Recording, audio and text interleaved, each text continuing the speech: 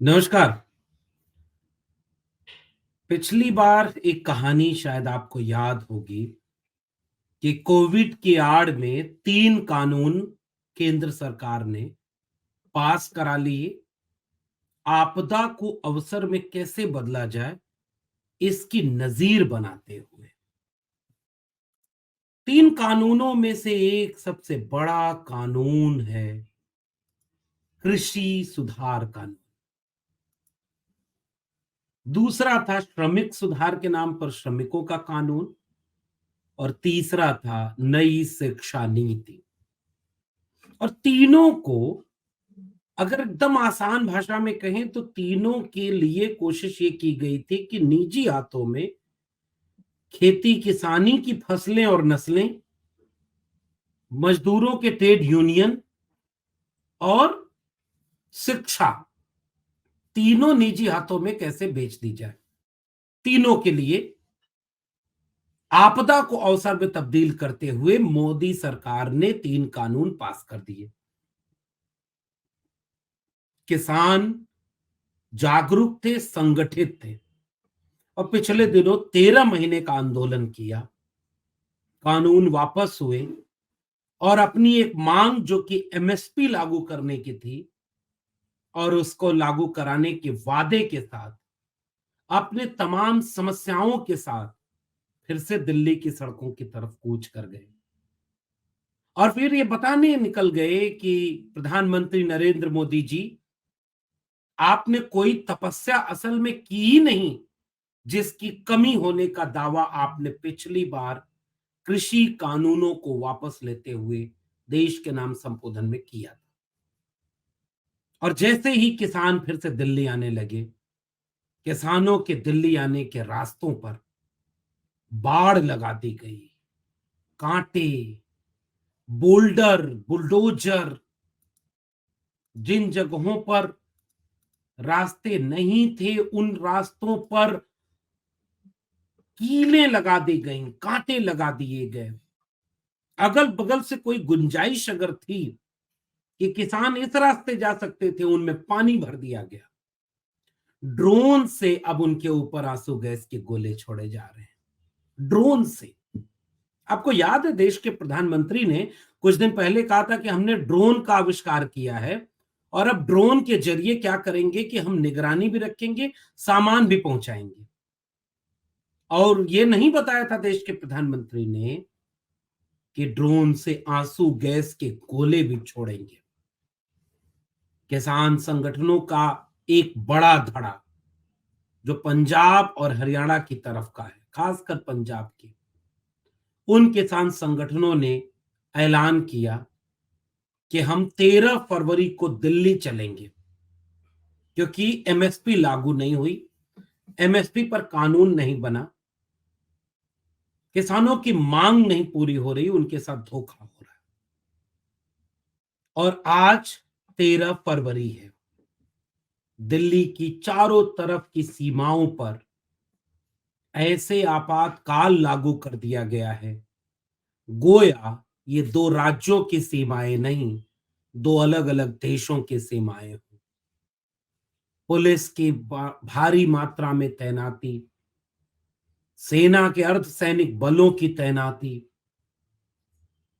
रास्तों को खोदना, कीलें गाड़ना, 2 तरह के डिवाइडर रख करके उनके बीच में सीमेंट पक्का कर देना ताकि उसे ट्रैक्टर से धक्का देकर के हटाया ना जा सके। ये सब इस देश की सरकार कर रही है। इस देश की सरकार जो ये काम कर रही है, वही सरकार है जिसने अभी चंद दिनों पहले किसानों के सबसे बड़े नेताओं में से एक चौधरी चरण सिंह को भारत रत्न दिया था। उसे शायद ये गुमान रहा होगा या उसका कैलकुलेशन यह रहा होगा कि उसके भारत रत्न देने से किसान खुश हो जाएंगे, किसानों का दिल जीत लिया जाएगा। लेकिन किसान किसी दल के नेता थोड़े ही हैं कि उनका दिल और दल दोनों जीत लिया जाए। किसानों ने थैंक यू मोदी जी कहा कि आपने किसान नेता चौधरी चरण सिंह को भारत रत्न दिया, थैंक यू मोदी जी। अब हमारा हक दो, वरना हम अपना हक लड़ कर लेने दिल्ली आ रहे हैं। श्रमिकों के अब कोई संगठन नहीं बचे थे, इसलिए श्रमिक सुधार के नाम पर जो कानून उसी आपदा को अवसर में लागू करने के लिए आए थे, उन पर कोई श्रमिकों का आंदोलन यानी मजदूरों का आंदोलन नहीं खड़ा हुआ इस देश में, क्योंकि ट्रेड यूनियन बर्बाद कर दिए गए। एक समय था जब 1974 का वक्त था, जॉर्ज फर्नांडीज ट्रेड यूनियन के बड़े नेता हुआ करते थे। बंबई में उनकी एक तस्वीर आप गूगल करेंगे तो ऐसे वो दोनों हाथ खड़े किए हुए, उसमें बेड़ियां लगी हैं। वो रेल का आंदोलन था। रेल के आंदोलन से ऐसा लगता है कि उस समय इमरजेंसी के लगाने की पृष्ठभूमि उसी रेल के आंदोलन से, ट्रेड यूनियन आंदोलन से हुई थी। अब न वो ऐसे नेता हैं मजदूरों के, और अगर हैं भी तो लोग उनका साथ नहीं देते। संगठन कमजोर पड़ गए हैं और ट्रेड यूनियन खत्म कर दिया गया, इसलिए उनकी नाराजगी नहीं दिखती। और शिक्षा को बेचने के लिए जो नई शिक्षा नीति आई, उनके तमाम ट्रेड यूनियनों पर कब्जा हो गया है उन संगठनों का जो सरकार की हाँ में हाँ मिलाते, उनकी विचारधारा की बात करते। छात्रों को यह सिखा दिया गया था कि आपको केवल शिक्षा से मतलब है, कलम और किताब से मतलब है, आपको आंदोलन नहीं करना है। आप आंदोलन नहीं करेंगे, आप बिल्कुल इस सब पर नहीं बोलेंगे। इसलिए नई शिक्षा नीति जो उसी आपदा को अवसर में तब्दील करते हुए आई थी, उस पर कोई कलम और किताब को बिकने से रोकने का आंदोलन नहीं खड़ा हो पाया इस देश में, और वो नहीं हो पाया। यहां से एक सवाल मन में पैदा होता है कि किसान कम से कम अपने सवालों और उसूलों को लेकर के, एमएसपी को लेकर के आंदोलन तो करने के लिए एकजुट हो जाते हैं, और वो भी तब जब इस देश में हर तरह के आंदोलनों को दबाने, कुचलने, बदनाम करने। आप देखिए ट्विटर पर ट्रेंड कर रहा है खालिस्तानी। इन किसान आंदोलनकारियों को आतंकवादी कहा गया, पिछले दिनों खालिस्तानी कहा गया, एंटी नेशनल कहा गया, और ये सारे किसान बदनामी सहते हुए 750 किसान लगभग शहीद हुए इस आंदोलन के दरमियान। उनकी शहादत को याद करते हुए उन किसानों ने आंदोलन जारी रखा। उन किसानों के आंदोलन के दबाव में देश के सबसे बड़े पार्टी के नेता ने झुकना का कबूल किया कि हम हमारी तपस्या में कोई कमी रह गई थी। ये आंदोलन असल में लोकतंत्र की रीढ़ होते हैं। लोकतंत्र में अगर नागरिक अपनी चुनी हुई सरकारों की बनाई हुई नीतियों से अगर नाखुश है, तो वो उनसे सवाल करेगा, उनका विरोध करेगा। डॉक्टर राम मनोहर लोहिया कहा करते थे कि अगर सड़कें खामोश हो जाएं तो संसद आवारा हो जाती है, क्योंकि उसी संसद में बैठने वाले देश के सबसे बड़े नेता ने इस देश को एक गारंटी दी थी, जो आजकल अपने नाम के साथ जोड़ते हैं कि मोदी है तो गारंटी है।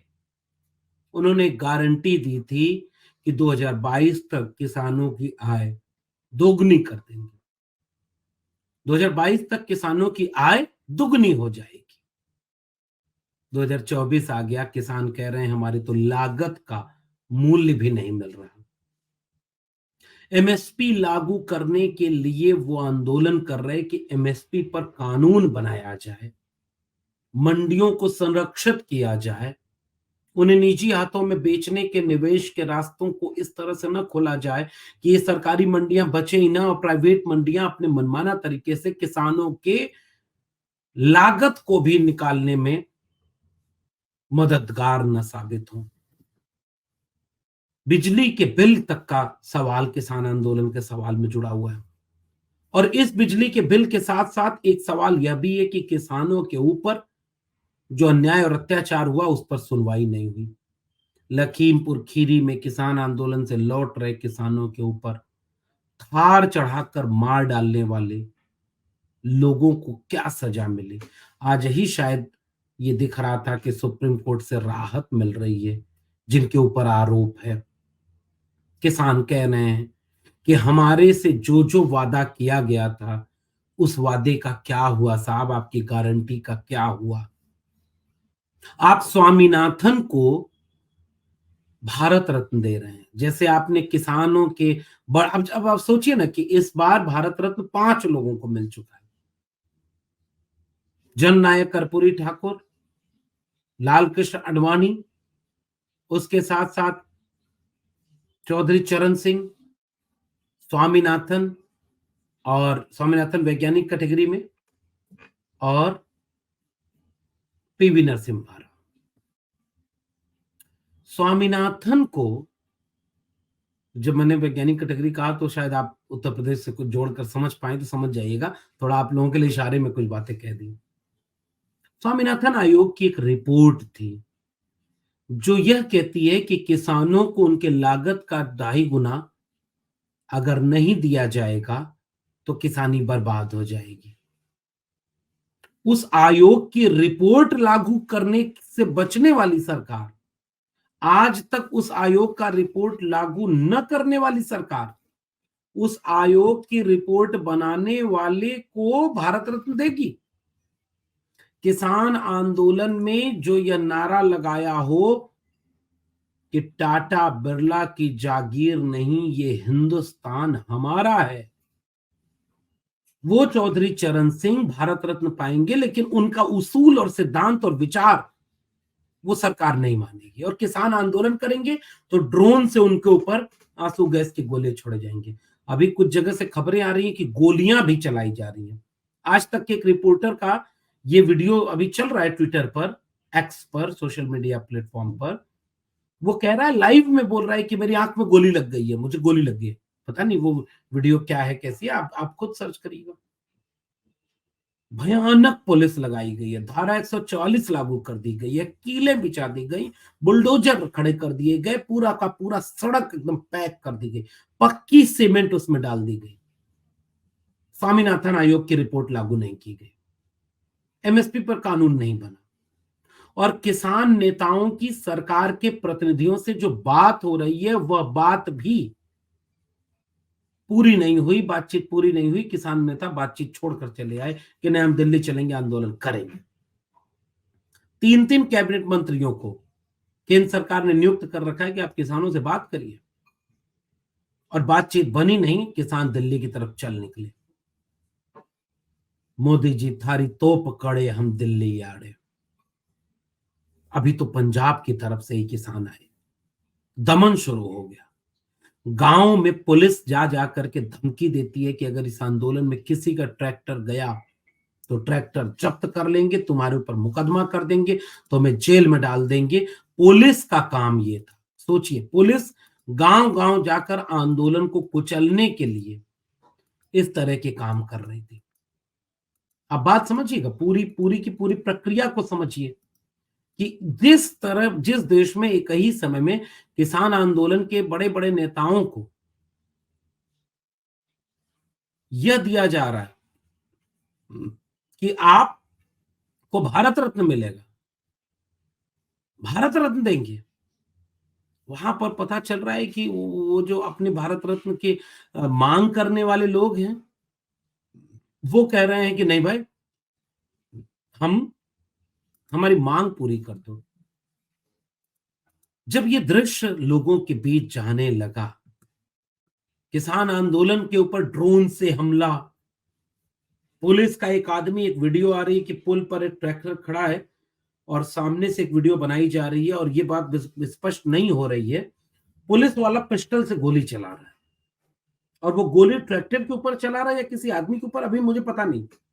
और हालांकि इस तरह के आंदोलनों में किसी भी तरह की ऐसी बात करने से बचना भी चाहिए जो अफवाह साबित हो जाए, जो गलत साबित हो जाए। इसलिए हम किसी इस चीज को पुख्ता नहीं कहते। वो आप उसके लिए आप टेलीविजन देखिए, उसके लिए आप सोशल मीडिया देखिए, वहां से आपको तस्वीरें मिलेंगी। लेकिन ड्रोन से अगर आंसू गैस के गोले छोड़े जा रहे हैं तो ये वीडियो एएनआई ने वायरल कर दिया है। ऐसे वक्त में पश्चिमी उत्तर प्रदेश के किसानों ने तो अभी दिल्ली चलो का नारा भी नहीं दिया। Ghazipur border, Tikri border, Shambhu border, जो पंजाब और हरियाणा का बॉर्डर है, जिसको शंभू बॉर्डर कहते हैं, और हरियाणा और दिल्ली का बॉर्डर, जो सिंधु बॉर्डर, सिंघू, इन सारे बॉर्डरों पर तैनाती शुरू हो गई। राकेश टिकैत ने भी कहा कि ट्रैक्टरों का मुंह दिल्ली की तरफ करना और डीजल पूरा भरवाए रखना, और आगे जो बोनट होता है मजबूत लोहे से बनवाना। ट्रैक्टर हमारे आंदोलन का साथी है।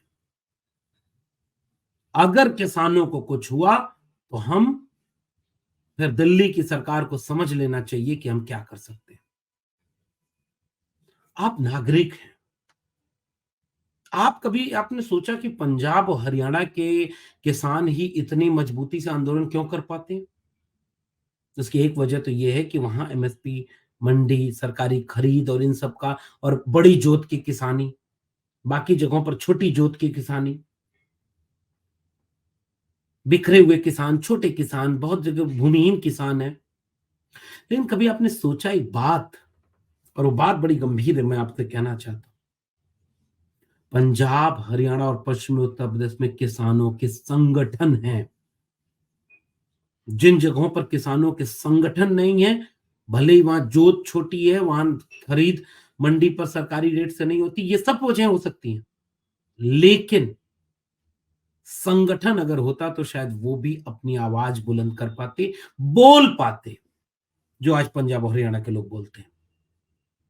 नाउमीदी हौसलों में फकत उतार सही, वक्त ज्यादा ही बेहिसाब सही, हौ नाउमीदी से लाख बेहतर है एक उम्मीद दागदार सही।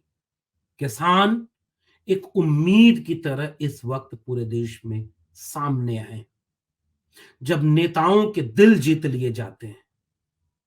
चौधरी अजीत सिंह ने गुजरते हुए कहा था, मेरे बाद मेरे किसानों का ख्याल रखना। चौधरी चरण सिंह ने कहा था कि मीडिया वाले जब तक मेरी आलोचना करें, मेरे किसानों, मेरे लोगों, ये समझना कि मैं तुम्हारा आदमी हूं, और जब यही मीडिया मेरी तारीफ करने लगे तो मेरे लोगों, ये समझ लेना कि मैं बिक गया। हिंदुस्तान की तरक्की का रास्ता खेतों और खलिहानों से होकर गुजरता है। पोता कहता है कि मेरा दिल जीत लिया आपने, भारत रत्न देकर, विचार लागू कर कर नहीं। विचार आज भी वही है, और जो किसान उस विचार को मानते हुए अपनी सरकार के खिलाफ आंदोलन करने, सड़क पर उतरने आ रहे हैं, उनके ऊपर हो रहे इन अत्याचारों को देखा होगा, तो अगर दिल कोई और जीत के विदेश चला गया, क्योंकि आज ही तस्वीर आई प्रधानमंत्री विदेश जा रहे हैं, तो अगर विदेश चले गए, दिल आपका लेकर गए हैं, तब तो आपको शायद इससे कोई असर नहीं पड़ेगा। लेकिन एक बार विचार जरूर करिएगा, जब जिस दौर में लोग बिक रहे थे, झुक रहे थे या डर रहे थे, उस समय जो हिम्मत से खड़ा था, वो इस दौर के इतिहास को सुनहरे अक्षरों में लिखवाएगा। आपका क्या कहना है नीचे कमेंट बॉक्स में जरूर बताइएगा। फिर मिलेंगे किसी और विशेषण के साथ, तब तक के लिए बहुत बहुत धन्यवाद।